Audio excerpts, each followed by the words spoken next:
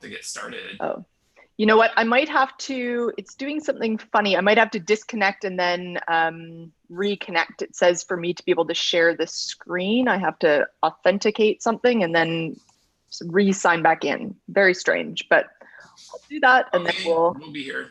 all right. Perfect. I should be able to, let's see. Right. Yep, that looks good. Yeah, there we go. That. And your sound is good from my end too, so I think it should be okay. Perfect.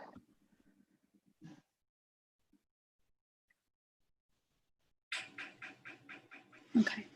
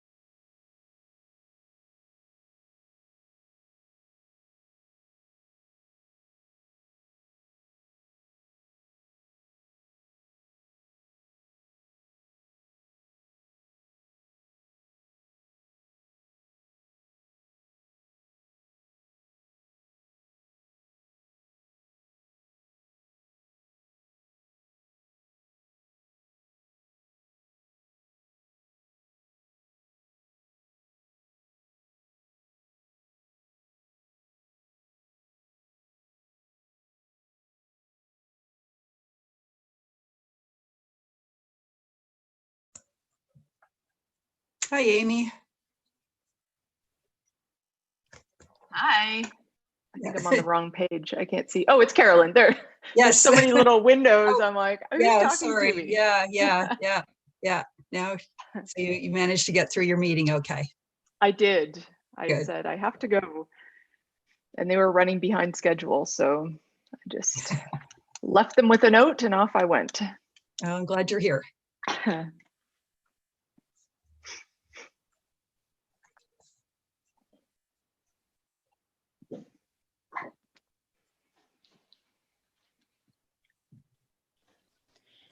Amy, as co-host, are you getting all the chimes for people in the waiting room? I am. Yeah. Yes. Yeah. I don't it's know. fine.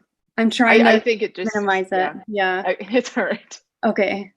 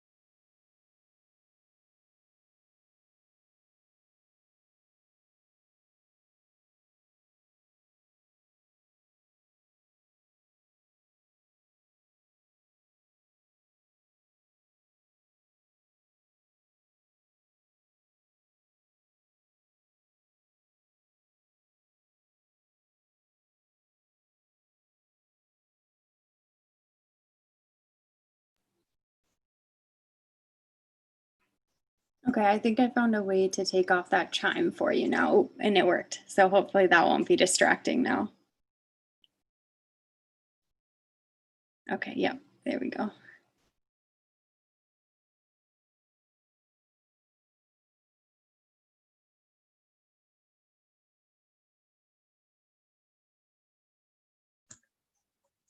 Megan, do you want to let the class know anything before we start?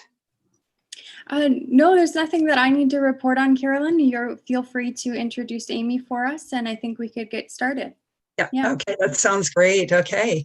Well, welcome everyone to the first biology seminar series of 2020-21. And we're doing it in a different way this year. So I think that gives us some opportunities as well. So welcome.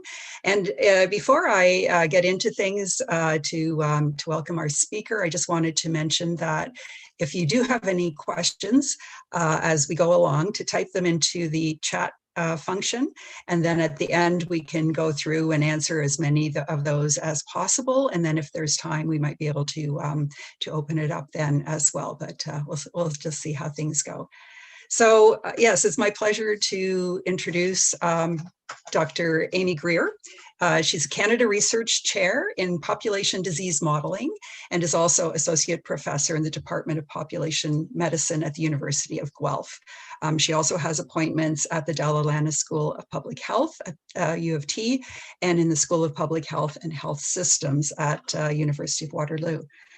Dr. Greer has previously held scientific positions in the Centre for Communicable Diseases and Infection Control at the Public Health Agency of Canada.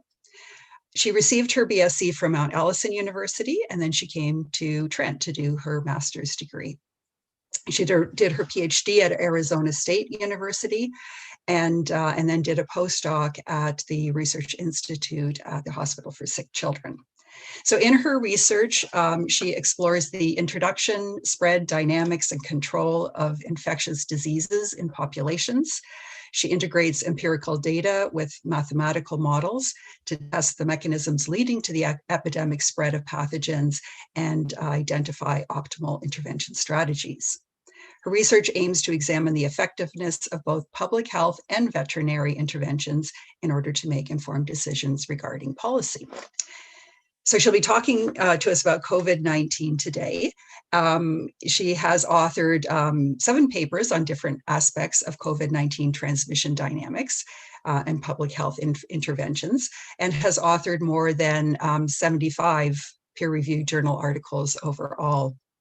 She's also written opinion pieces with respect to COVID-19 on infection prevention and control in schools and parenting during a pandemic.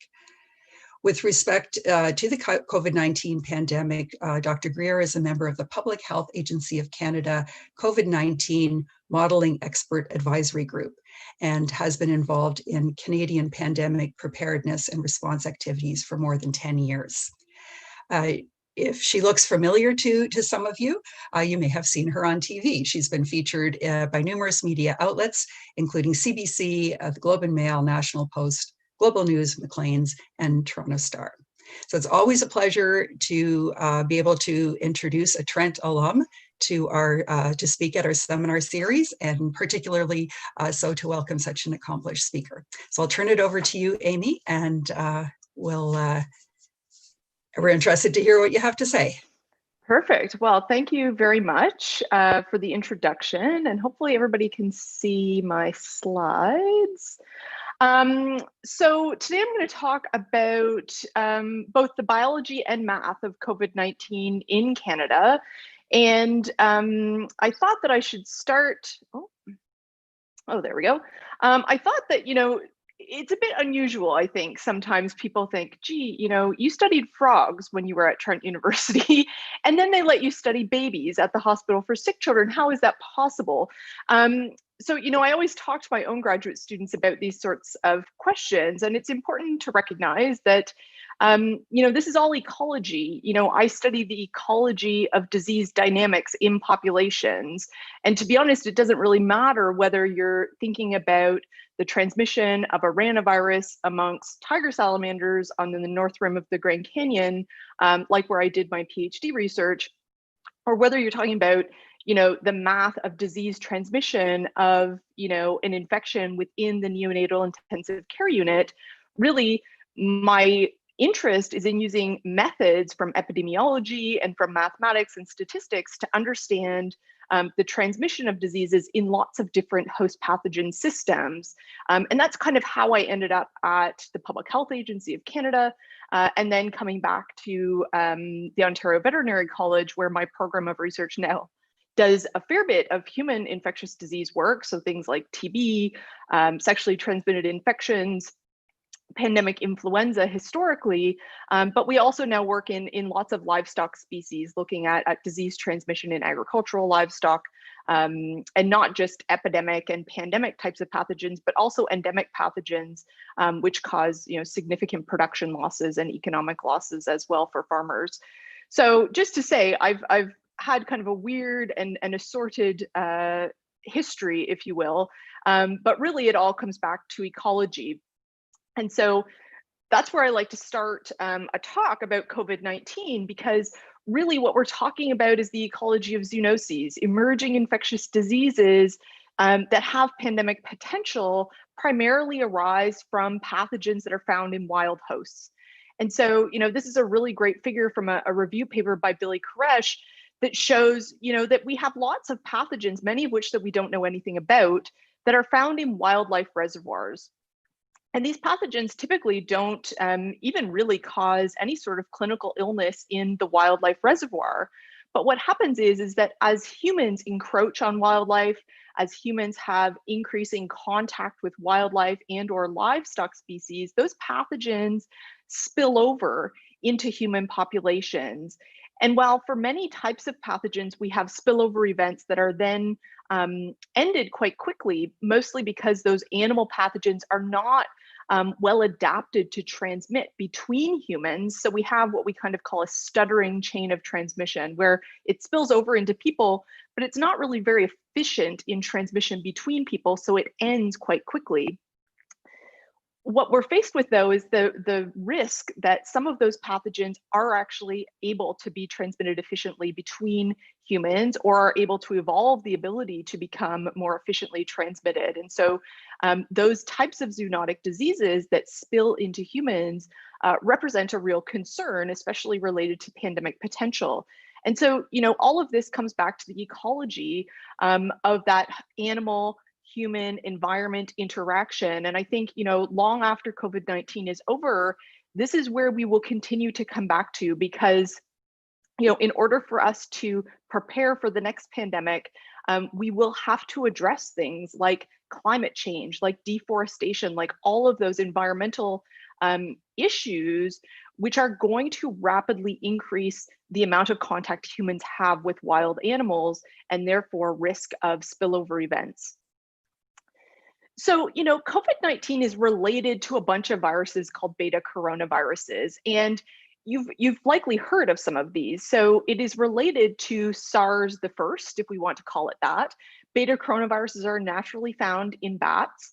And in 2002, we had this cross-species transmission event where SARS, the original SARS coronavirus, was transmitted from bats into palm civets and some other animals that were in live animal markets in Asia. And then we saw zoonotic transmission events that occurred from those animals into people who had contact with those animals at those live animal markets. But SARS did not become a pandemic. It certainly caused significant illness and death in individuals who did become infected, but we did not see widespread community transmission. Most of the transmission really was by hospital-acquired infections, breakdown of hospital infection control, which permitted clusters of cases in hospital settings, which is what we saw in Toronto.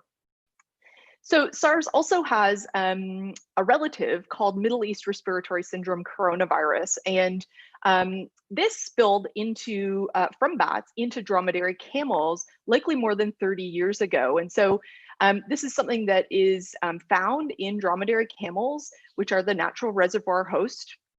And I have a PhD student. We've been doing some work on dromedary camels in collaboration with the United Nations FAO, looking at spillover events in the Arabian Peninsula, and also looking at seroprevalence in some of these dromedary camels in places like sub-Saharan Africa, where we see evidence of circulation of MERS-CoV in camels, but we actually don't see a ton of spillover events into humans. And so, you know, both of these are closely related to SARS-CoV-2. They do cause severe clinical illness in people when they become infected, but interestingly, neither of them develop that pandemic potential to really cause community transmission at a level that we would be significantly concerned about in terms of kind of global spread. So what is a pandemic? Well, a pandemic occurs when a new pathogen emerges and it spreads around the world. And an important part of this is that most people do not have immunity. Typically, because a pandemic is caused by a novel infection, people in the population have never seen the infection before. Their immune system is naive to the infection, and so they do not have any amount of pre-existing immunity in the population. And viruses that have caused past pandemics typically have originated from animal reservoirs, so they're zoonotic in nature. And, you know, we can learn a lot from past pandemics. You know, historically, there are about 3 or 4 pandemics per century. We've had 2 kind of in close proximity in time, but there's a lot that we know about pandemics of the past, even though they were influenza pandemics. Specifically, that pandemics occur in a wave pattern. And so what we saw during the 2009 H1N1 influenza pandemic, we saw it in the 1918 pandemic, is that typically when the virus emerges in a spring or late winter period, which is what we also saw with SARS-CoV-2, you see a small herald wave, and then transmission kind of damps down over the summer. And then we see a much larger fall wave. And that larger fall wave, you know, in 1918, 65% of all deaths occurred in that larger fall wave. So, you know, we knew to expect and anticipate that the fall wave would come, that it will be larger than what we saw in the spring, and that we should prepare for those sorts of clinical needs around people who experience severe illness. And in fact, you know, nationally, we have a pandemic preparedness program. Public Health Agency of Canada has the Canadian Pandemic Influenza Plan, the CPIP, which is really planning guidance for the health sector. And this is publicly available on the website. It's a PDF that's kind of a document, and then it has many, many appendices. And each appendix really covers different types of public health interventions. So there's an appendix for laboratory capacity. There's an appendix for surveillance, vaccine, antivirals, infection prevention and control in hospitals. And really, the goal of the CPIP is first and foremost to minimize morbidity and mortality in the Canadian population. That is goal number 1. Goal number 2 is to minimize disruption, both societal and economic disruption. But that really is goal number 2. Our first goal is to minimize illness and death in our populations and communities. And even though this is an influenza plan, you know, it translates quite well to all other respiratory illnesses, recognizing that, you know, transmission is likely to be similar. And so, you know, much of what is in this plan, and it's an evergreen document that's kind of renewed based on expert task groups for each of those appendices quite regularly. So one of the really nice things that was added to the CPIP in 2018 when we revised the CPIP is that we added this table. And, you know, this really helps us to think about the fact that regardless of what the next pandemic virus might be, the 2 things we're most concerned about are on the x-axis, clinical severity. So what does this pathogen do to people when they become infected? So clinical severity can be low, so it can cause very mild or asymptomatic infections, or clinical severity can be very high and cause, you know, very dramatic and severe clinical illness and or death. And you can fall somewhere along that spectrum, recognizing that even that is kind of an oversimplification, because we know that clinical severity can vary quite dramatically depending on age, depending on underlying chronic conditions. On the y-axis, we have transmission.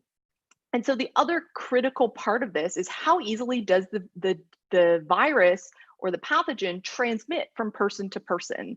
And so, transmission could be low or transmission could be high. And really, our first goal when we have an emerging infectious disease is to try to figure out, where does this pathogen fit on this figure? What quadrant would it fall in? Because that's going to directly influence how we are going to act in terms of trying to prevent and control infections. And the interesting thing here is that I did a media appearance on March 3rd, and they were asking me all of these questions about, should people reconsider their travel plans for the March break, and should the WHO declare COVID-19 a pandemic, at which point they had not. And this is to highlight the fact that when you work on epidemics or pandemics, we are constantly having to make decisions, often in the absence of very good data. So, March 3rd, we still were trying to figure out where this virus fell on this graph.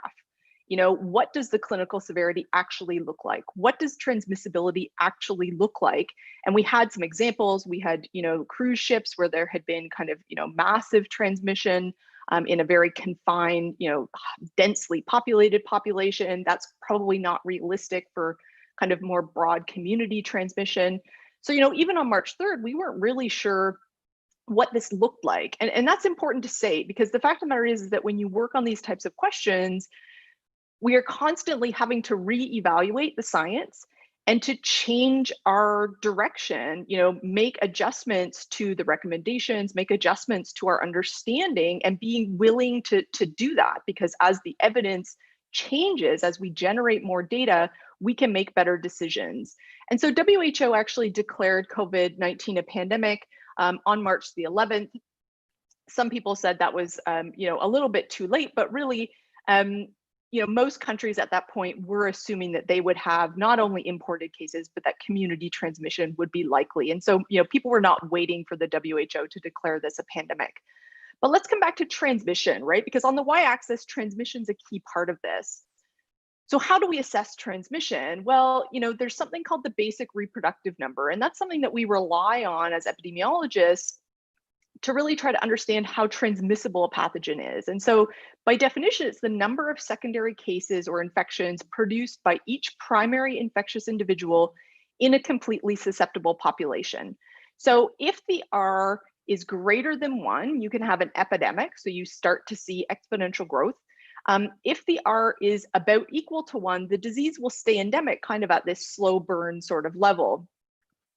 So I'm going to give you a little example of this. So if you look on your right-hand side, this is for an R of 4. So what this means is that if the R value, the reproductive number, is 4, it means each infected individual infects 4 people before they recover. And then each of those people infects 4 more, and each of those people infects 4 more. So you can see very quickly, you have exponential, very rapid growth in your epidemic as the R value increases.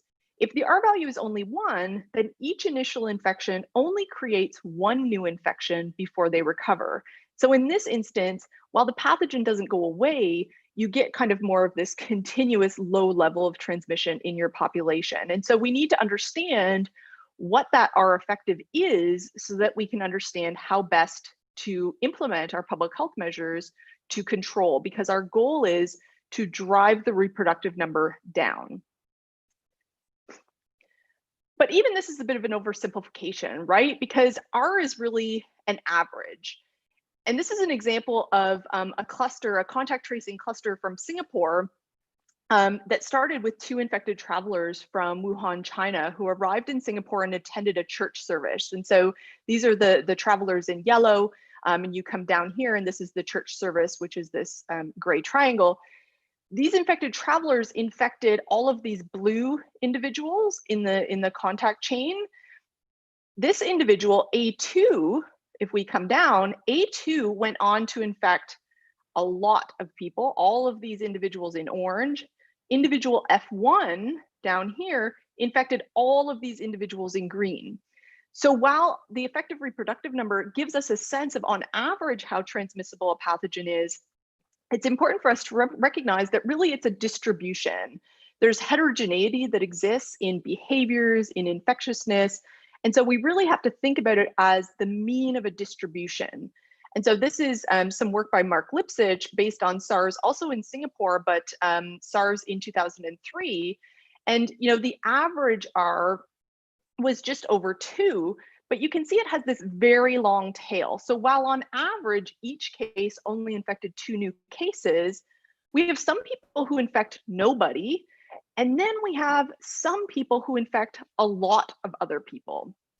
And that's the part we're really worried about, right? Like those settings or events where we have lots of transmission happening.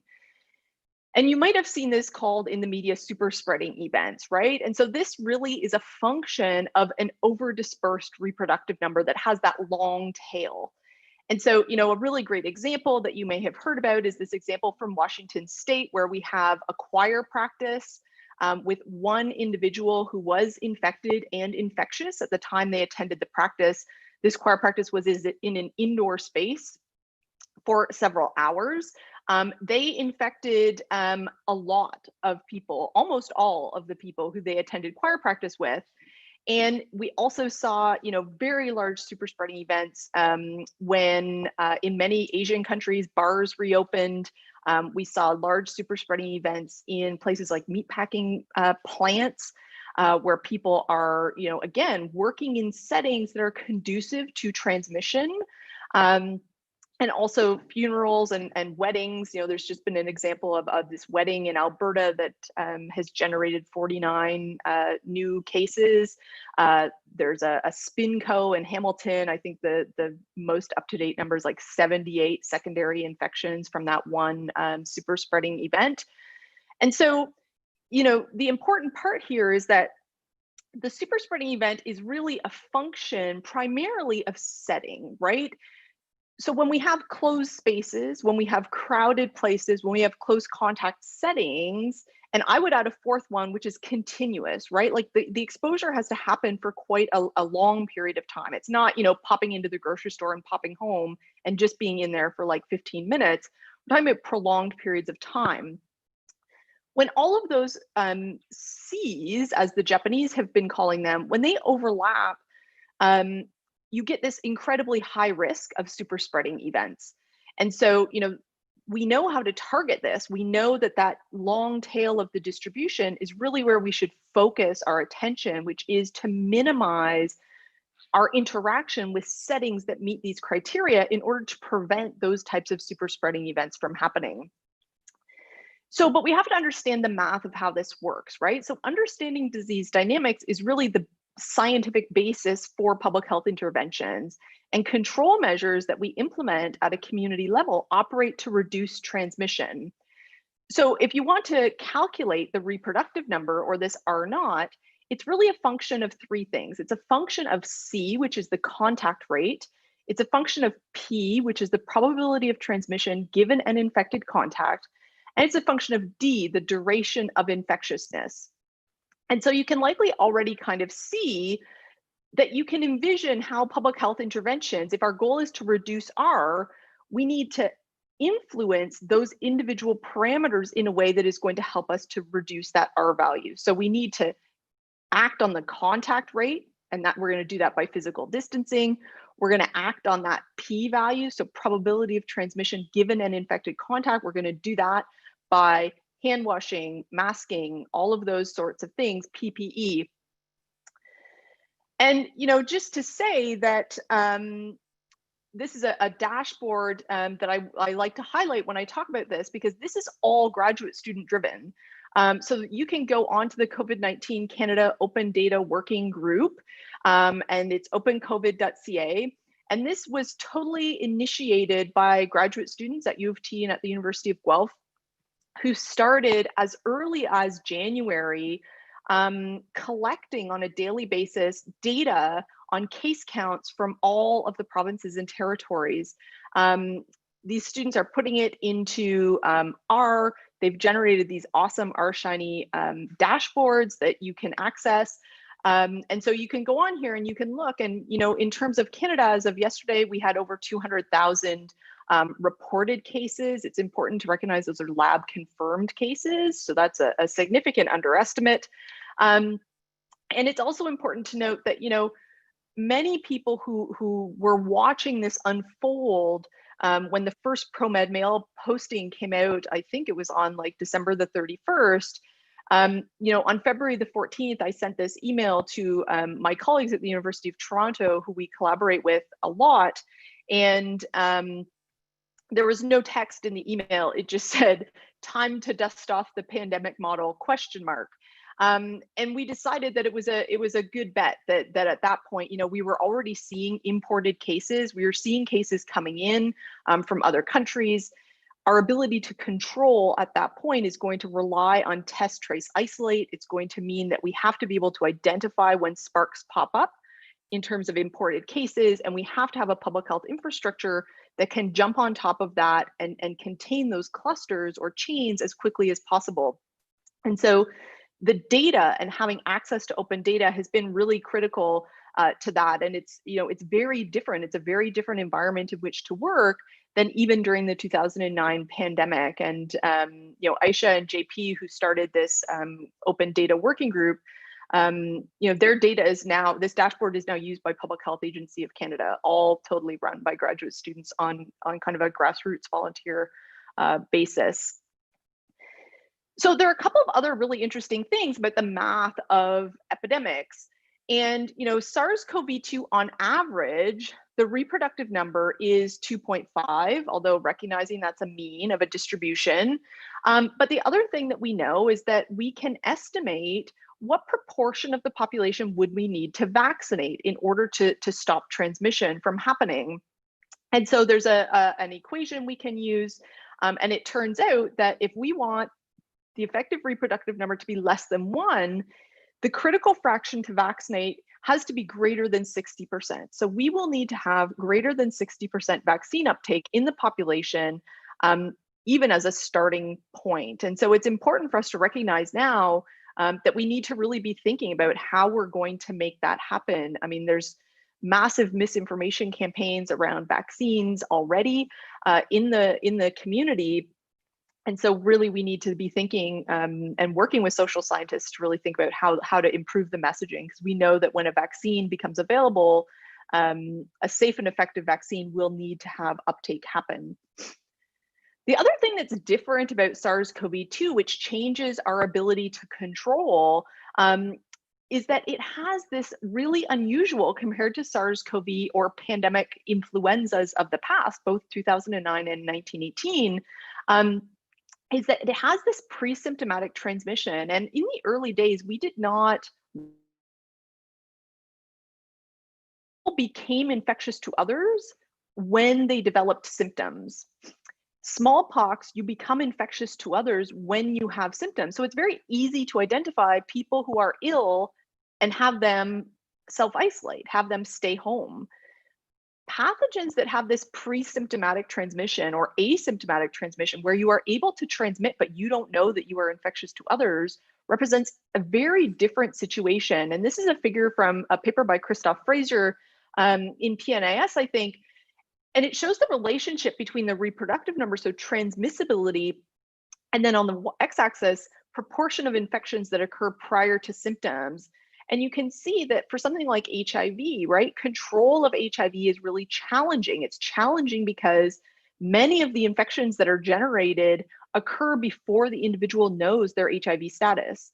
So if you transmit a lot before you identify that you're infectious, that's really difficult to control compared to a pathogen where it might be highly transmissible, but if no transmission occurs prior to symptoms, that gives us a little bit more hope around our ability to control.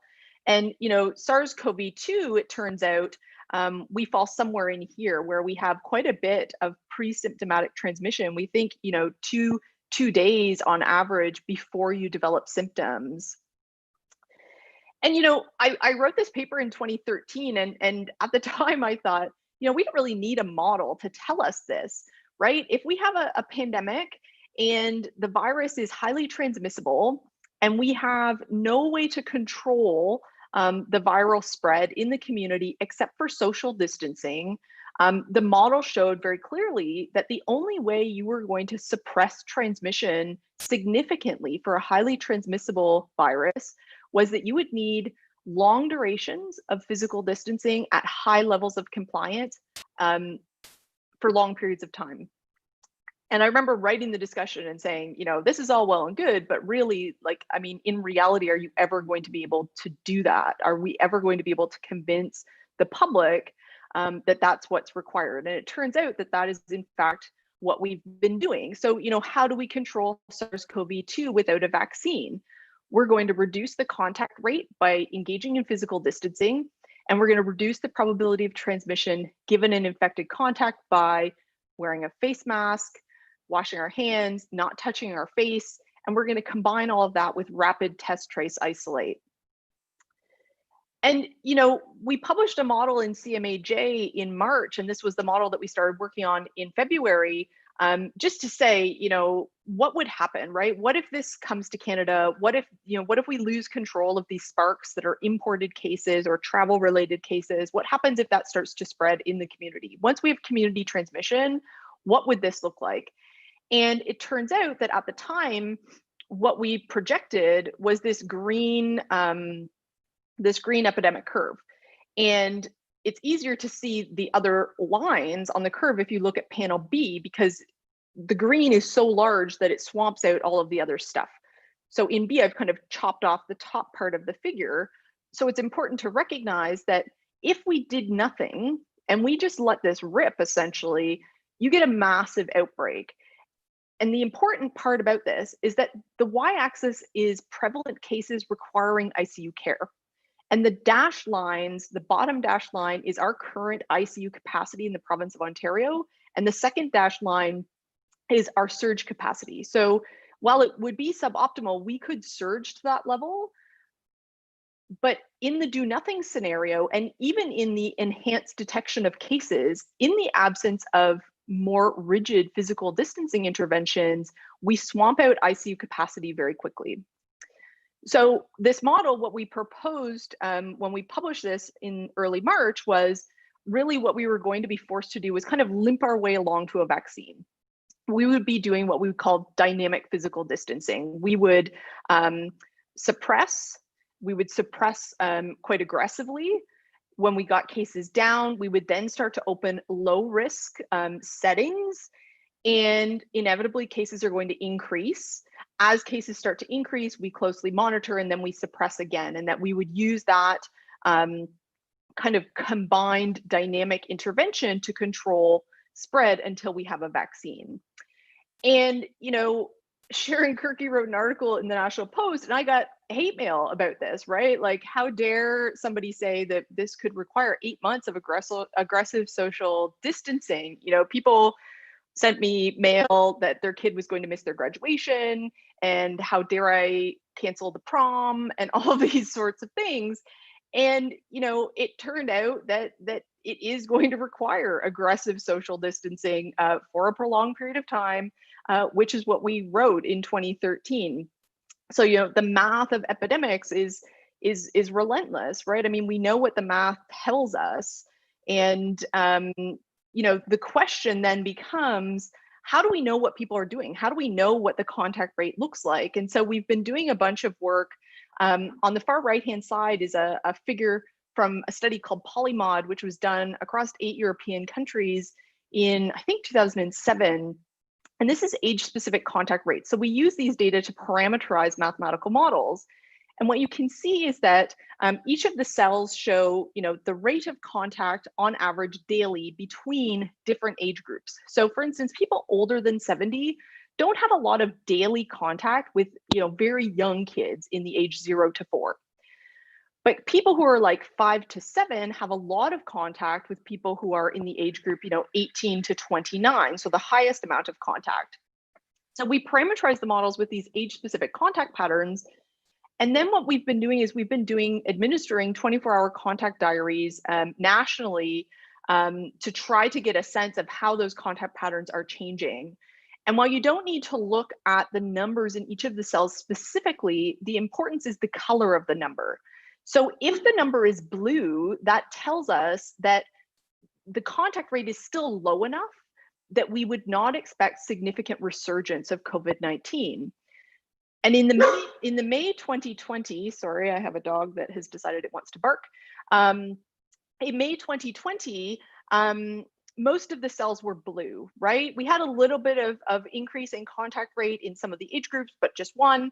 In July 2020, we were already seeing that contacts were creeping up, and they were creeping up above the threshold that the models predict will permit resurgence. And we've just completed a data collection from September, and it looks, unsurprising, right? I mean, contact rate drives resurgence, and we are there. And in fact, these are data, and I didn't pull updated ones, but these are data from the 22nd of September. The most important part of this figure is the panel on the far left. This is Ontario case data. So number of cases in all settings. So GTA is red, outside of the GTA is blue. We backdate the cases by estimated date of infection instead of report date because we have testing lags that we have to adjust for. What you can see is that, I mean, we clearly are, and this is even from September, clearly rapidly increasing growth in both inside the GTA and outside of the GTA, which initiates our second wave. The other important part here is that if you look, this is just data from yesterday on the case data. You can see here, when school reopened and we had testing criteria that required that kids with any of a large constellation of symptoms required a test to be able to return to school. We saw this massive increase in testing in kids under 10, and kids under 10 had basically been, untested. Very few of them had been tested over the course of the pandemic. School reopens, lots of families needing negative tests. We see this massive increase in testing in that youngest age group. And then we see this drop back down, and this drop back down is a function not of all of a sudden kids needing fewer tests, but it's a function of the province changing the test requirements and making testing far less accessible. And that's, an important point to consider. The more important point is that percent positivity, per test positivity is increasing. Even a month ago, per test positivity was only around 2% in the hardest hit age groups at that point, which was 20 to 29-year-olds. We are above 4% per test positivity in 20 to 29-year-olds now, increasing per test positivity in kids under 10. So, I mean, this raises a lot of red flags as epidemiologists. So, I'm going to wrap up because, I can tell you all of this kind of doom and gloom about, contacts are increasing, we're in the second wave starting, and, we're going to see resurgence. We've seen 250% increase in hospitalizations and ICU admissions over the last month. We really have to kind of think about a harm reduction approach to safe socializing because, if you talk to social scientists, it turns out that, you can't shame people into behaving in the way you want them to behave. So, we need to think about ways to minimize risk. We need to do a better job of communicating what's risky and what's less risky. And, I will say that the province has made that very challenging. The communication is very confusing. Some things are okay, some things are not okay, but really they seem kind of like the same thing. And this is really an approach. This is a tried and true approach. It's an approach that's been used in HIV research. It's been an approach that's been used in injection drug user research. So we need to use that same sort of approach to think about how we make this happen. And so for all of you who are students, and even if you're not a student, these are my kind of 4 take-home messages about what you yourself can do right now. So you should be informed about your exposure status. And we used to say this, and we still say it in STIs, which is know your status, right? The COVID Alert app, which is the federal app, is not a contact tracing app. And people get really fussy about the fact that people call it a contact tracing app. It feels kind of big brothery, and people don't want to think that the government knows who they had contact with or where they've been or what they've been doing. That's not how the COVID Alert app works. So I will give you the Coles Notes version so that you can download it onto your phone if you haven't already right now. So what the COVID alert app does is it sends out, so on your phone, basically what it's going to do is it's going to send out a little ping every 3 seconds or so. And that ping is just this random string of alphanumeric numbers. I think there's 12 digits. So you get this string of alphanumeric digits. And basically, if your phone is within 2 meters of another phone that has the COVID alert app, they exchange this alphanumeric code. So your phone starts collecting up these codes. There's no information, there's no way to know who that person, who that code came from, or anything about, you don't have to sign up, you don't have to enter your email address, you don't have to enter anything. If you have any social media accounts, your social media account knows far more about you than the COVID alert app ever will. Then if somebody you've had contact with tests positive, their test result comes with a code that you enter into the COVID alert app. It looks for the list of people you've had contact with over the last 14 days, and it sends them a notification that says, you have been exposed to somebody who tested positive. That allows you to be informed. If you know your exposure status, you can make better decisions about minimizing contact. You can make better decisions about making sure that you are not responsible for pre-symptomatic transmission of COVID-19 to somebody who's vulnerable to having very severe illness and possibly dying as a result of their infection. The second part of this is mask up, right? Wearing a mask is a good thing. We know, we've done some work that was published in infectious disease modeling that says that even for a highly infectious disease, if our goal is to reduce R below 1, masking, even imperfect masking, with a homemade cloth mask and not a medical mask, that can really, when you layer that onto the other interventions, that can be super helpful to help kind of get us over the line and reduce the R value below 1. So wear your mask. Step 3 is to get creative, right? We know there are things that are lower risk. Inside, high risk. Indoor parties, all that sort of stuff, very high risk.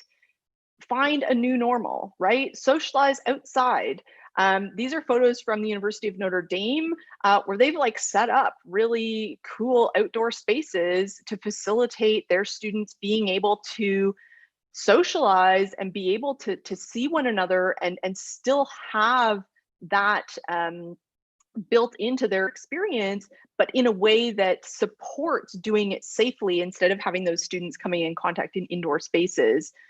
And they're set up to actually be able to do that throughout the winter. I mean, they have these fireplaces, very fancy. The last step is really to have a plan. And this is a figure from the BC Centre for Disease Control. And I tweeted it in June because I thought it was so amazing. You really need to think about social gatherings just in general, right? You need to have fewer contacts than you had pre-pandemic.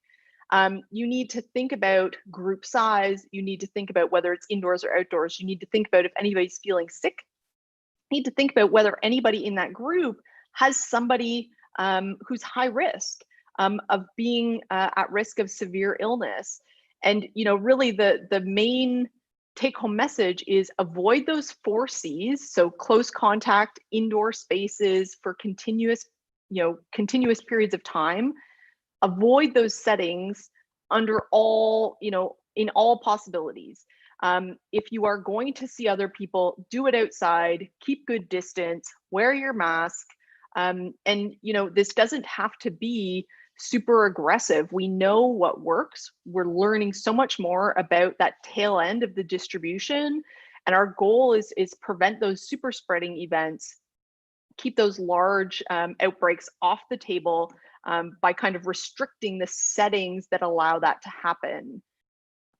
So on that note, I wanted to make sure that I left time for questions, and I'm hoping that there will be some. I haven't looked at the chat to see whether there are any, but. Okay, so no questions yet, but certainly I know it takes a few minutes to type things in. So I'd welcome you to ask anything that you'd like. And I'll start off, I guess. I saw something on the news yesterday about the pandemic simulation that was done in the fall of 2019. And I don't recall who the name of the person speaking, but he was asked whether that modeling had considered the political element that has become important. And he said, well, no. How do you consider the fact that no matter whatever wonderful plans we make, that there can be wrenches thrown into things because of unanticipated partisanship and political focus? Yeah, I mean, I think this has become the topic of the day, to be honest. And I think that's exactly it. I mean, whether we're talking about modeling that inherently includes human behavior, which is difficult to predict, and certainly, even when we were in our lowest level of restrictions, there were still lots of people who were very significantly modifying their daily activities, right? So even though, like, I haven't been to an indoor restaurant, I haven't been to a bar, I haven't had my hair cut, I haven't been to the gym, I haven't done any of those things, because to me, I see them as high risk. So even though there was a point when all that stuff was open, to me, I wasn't doing that. And there were still lots of people who were also not doing that. And so, the human behavior part is really difficult to predict.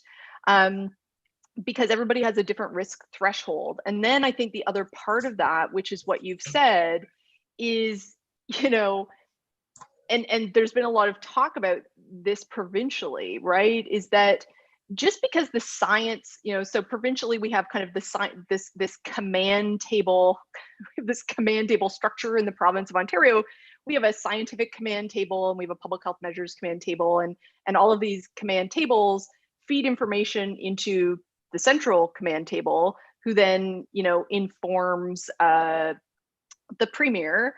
And the challenge is that the scientific command table can recommend lots of things, right? I mean, we can recommend what the best available scientific evidence suggests, but I think the challenge is that doesn't mean that politicians have to take that evidence and do something with it, right? I mean, you can provide lots of evidence, but ultimately politicians make decisions based on very different criteria. And I think that in Ontario, we are starting to see, and certainly, in the US, we're seeing very extreme versions of this, where the scientific evidence says one thing, and the decisions that are being made seem somewhat inconsistent with the scientific evidence. And that's frustrating. Having worked in the government under Harper, I don't know how long I'm not allowed to talk about it. So I don't know what my personal, how much trouble I can get in. But so I mean, working in the federal government during the 2009 pandemic under Harper was very challenging, right? Because decisions were, it felt really kind of demoralizing as a scientist to say, here's what the scientific evidence is, and then decisions would be made, and you would say, well, like that's not really what we said. And it feels very much like that right now. And I think there's a lot of pushback, provincially at least, from the scientific community to get a better sense, to make the science recommendations public, so that the public are aware of what the science recommendation is, for them to hear from an independent scientific advisory committee, and then they can see what the decisions are that have been made, and then it's very transparent, at least, how the decisions are being made. But for the premier to continue to stand up and say, we're using the science to make the decisions, I don't actually think that's true. Yeah, thank you. Yeah, it's complicated. Okay, so we've got lots of questions now. I guess I'll just, I haven't read through them, but I'll start with the first one. Does the green spike and subsequent crash in cases in the figure indicating ICU capacity assume that disease people become immune? Why do case numbers crash back down even though the percentage of the population with the disease remains low? Yeah, so what you essentially see in that situation, so the other important thing is that, when we developed the models in February, and this is really important to remember, right, is that in February, we parameterized the models with data coming from Wuhan, China, but also, there were lots of parameter values that we didn't have good certainty around. And so in that case, what we often do is we look to similar viruses. And so we had data from SARS, we had data from MERS. And so for some of those unknown parameter values, we would use data from SARS or from MERS to help inform the Wuhan data around, what makes sense in terms of a distribution for that parameter value. So, there is certainly, we did not go back well, actually we did go back subsequently in a different paper and then recalibrated all of those models. So that model for March is not, it's not correct, right? It's based on the available scientific evidence we had at the time, which specifically did not include an understanding of the fact that there was pre-symptomatic transmission. So the model actually didn't include that. We assumed at the time that people were able to transmit once they developed symptoms. So so in fact, the epidemic in that big green one, if we actually did nothing, and that's an Ontario model, is basically that you infect enough of, like, transmission is so rapid that you infect enough of the population that you drive, like, the epidemic fades out just because you've infected everybody in such a short period of time. But you're going to do that, and you're going to accumulate a lot of deaths to get there. And so, as soon as you exceed ICU capacity, then then you're dealing with people who can't access the care they need. Okay, so your dog wants to participate as well. Maybe this is similar. I don't know. What criteria do you use to interpret earlier when trying to understand the clinical severity and transmission?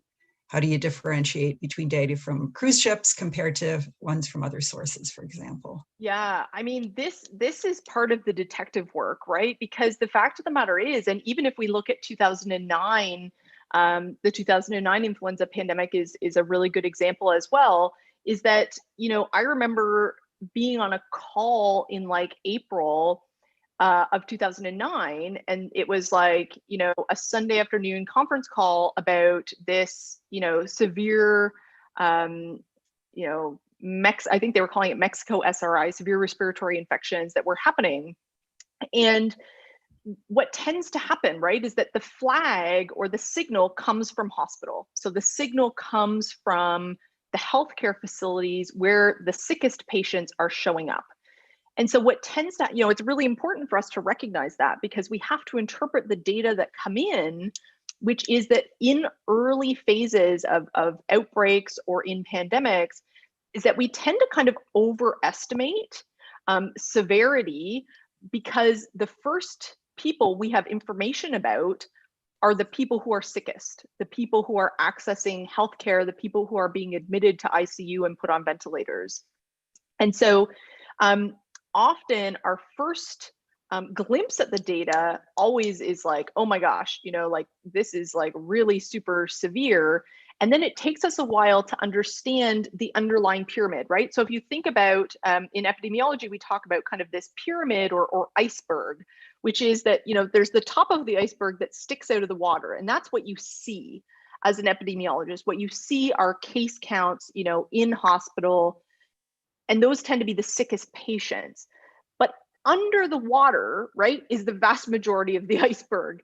And those are the people who have the infection, but they're not sick enough to show up to their doctor's office or the hospital yet. And maybe they will never be sick enough. And so trying to understand the relationship between severe illness and people who have mild illness is really tricky. And so we have to think about lots of things like the age structure of the population. And we know with SARS-CoV-2, that's been a really big issue, which is that populations that tend older, so if your age pyramid of your country tends to be skewed to older individuals, the pandemic in your country is going to appear worse because you have way more individuals who are in those older age groups. Whereas, for instance, in a country like India, where much of the population is very young, you have massive amounts of transmission, but because individuals who are much younger have milder disease, you don't actually have the case fatality rate varies depending on your age structure, if you will. So, there's a lot of nuance to trying to interpret the data as they come out. And it's constantly changing, especially, in the first 6 weeks. And the cruise ships are a good example because that's such an unusual setting, right? Like, you have individuals, most of whom tend to be older retired people, and they're in this like highly, aggregated, high density, close contact sort of situation. So what we see there is probably an overestimate of transmission and severity. What we see in, very young countries is probably an underestimate of worse, so we have to kind of come somewhere in the middle, but it takes time to get there, and we need lots of data to be able to get to that point. Great, thank you. I'm actually going to jump down so we don't have too much time left, because I think this question might be relevant for all of us who are going off to visit family and other people during reading week. How would you recommend approaching discussions? No, don't want to answer that one? Oh, I would love to answer it, but I can already tell you that people probably won't like my answer. Oh, that's okay then. But no, we got to hear. How would you recommend approaching discussions about the realities of the severity of COVID-19 with those that are actively opposed to COVID-19 safety protocols? So what do you recommend that we do? Yeah, I mean, I feel as though you need to ask a social scientist. I'm not a social scientist. I mean, I feel as though, I think we've seen with vaccine hesitancy, and we've seen with lots of those kind of people who push back around public health interventions in general. So I think there are a couple of things. Number one is that this is the paradox of prevention, right? In public health, our job is to have nothing happen. And if we're doing our job well, then nothing bad happens, right?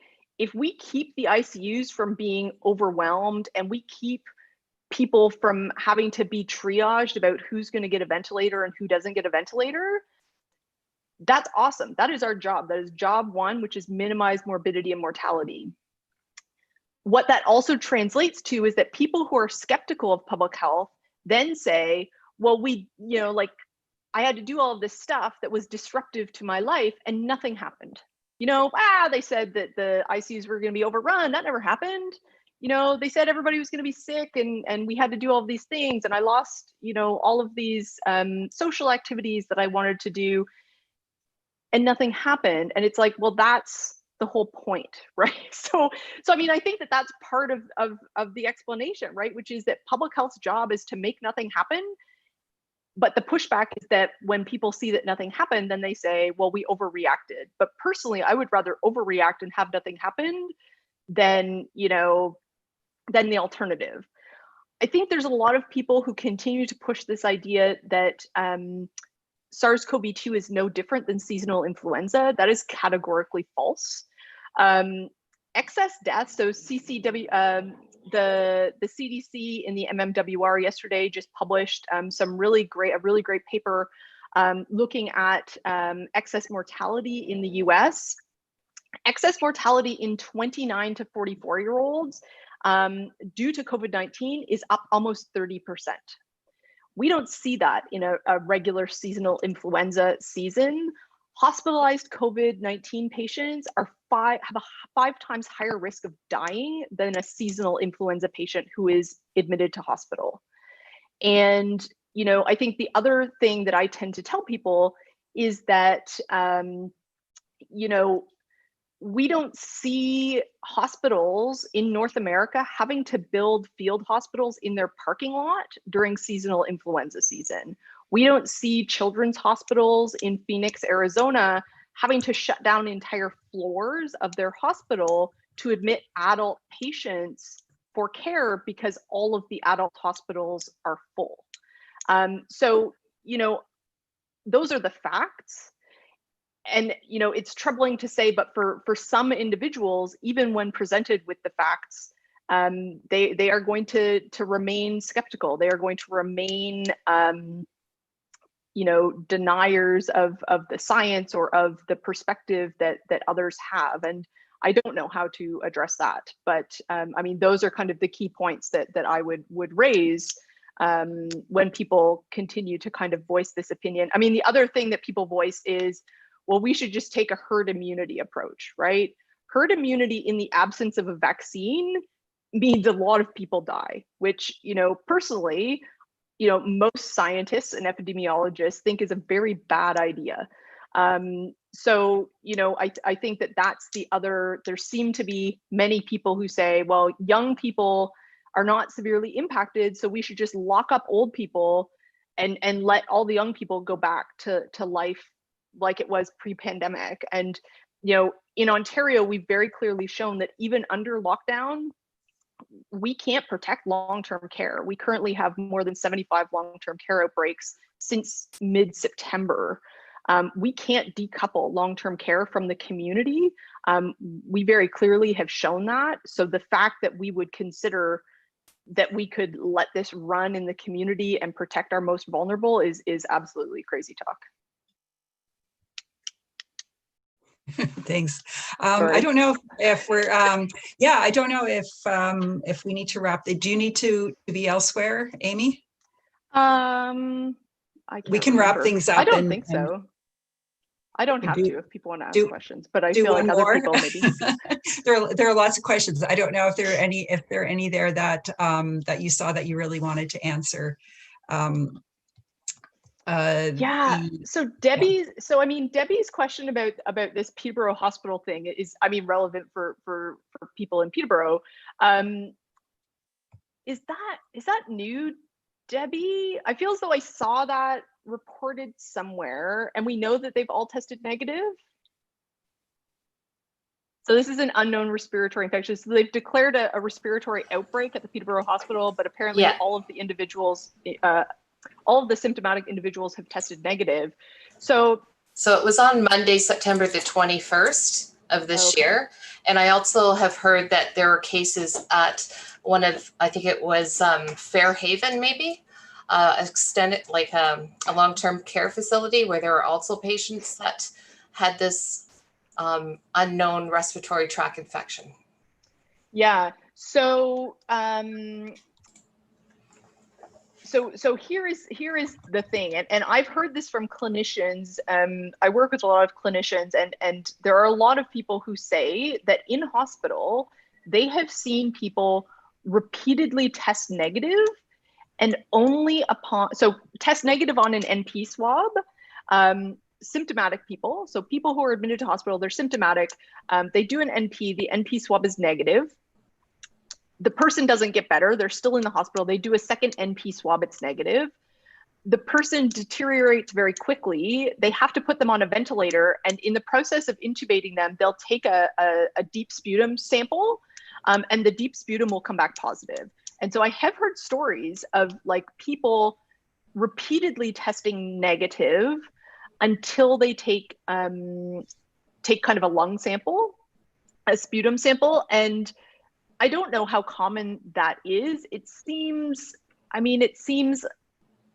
is heading into influenza season. Is it possible that this is not COVID-19 and influenza?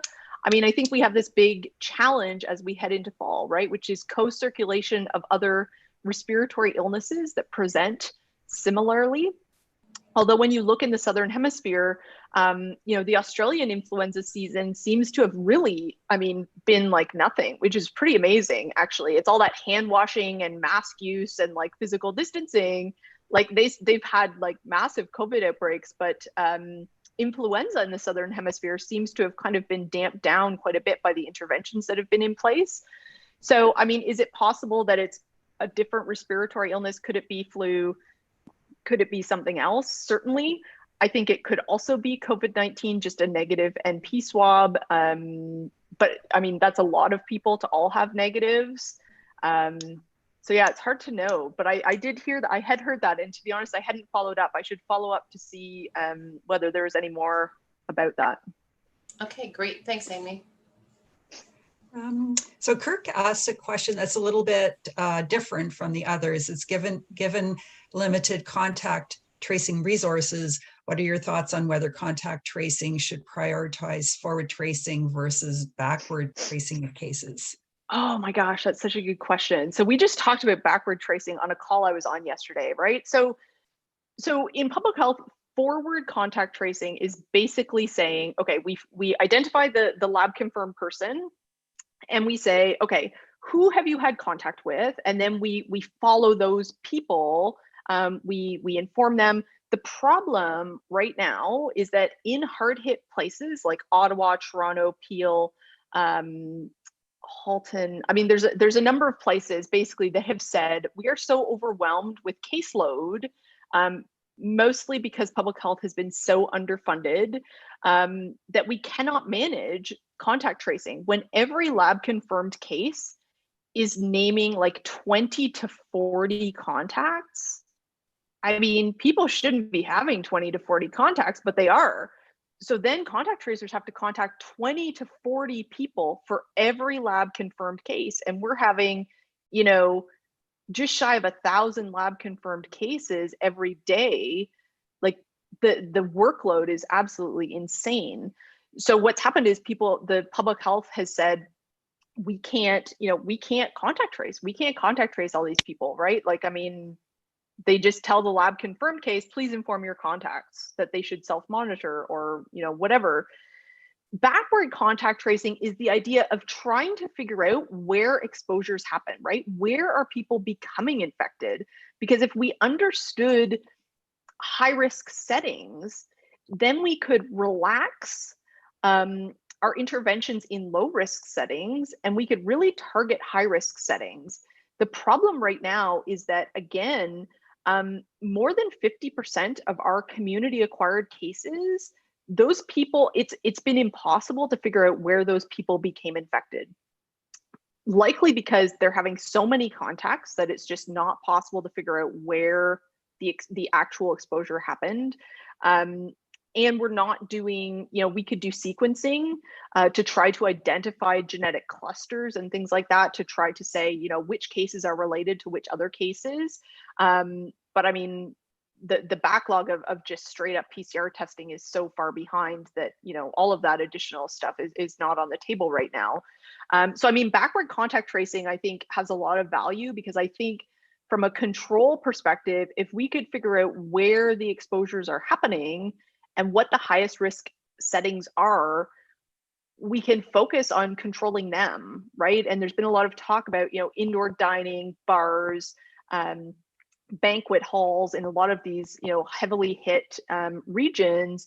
And the idea would be, you know, close the highest risk settings and support those business owners economically, pay them to stay closed essentially, as a way to reduce risk and reduce transmission. And so I think backward contact tracing has a lot of value when forward contact tracing has become like impossible to keep up with. Thank you. So I think we probably should, it's 10 after already, so we probably should wrap things up. And I know we didn't get to all of the questions, so I do apologize about that. I just tried to select a few from here and there. But anyway, so I'd like to say a big thank you to you, Amy, for talking to us today and giving us a lot of insight into this current pandemic and what's being done. And I guess I can thank you, in extension, all of the researchers who are putting your time and effort into solving some of these problems. And I know this, you know, as you said, we can try to solve this problem, but we're also going to be looking ahead to the next pandemic, and certainly we'll learn a lot of lessons here. But anyway, thanks to everybody for attending, and thank you so much, Amy, for speaking to us today. And I don't know, we can't do an applause, but we can. You can do a thumbs up or something like that. Oh, you can do an applause on your. Oh, look at that! Yeah. That's great. And I will mirror Carolyn's thank yous. Thank you also to Carolyn for hosting the meeting, and thank you very much, Dr. Greer, for a very stimulating discussion and to kickstart our first biology seminar series. So Thank you very much. Perfect. Thank you for having me. Yes. All right. Take care, everyone.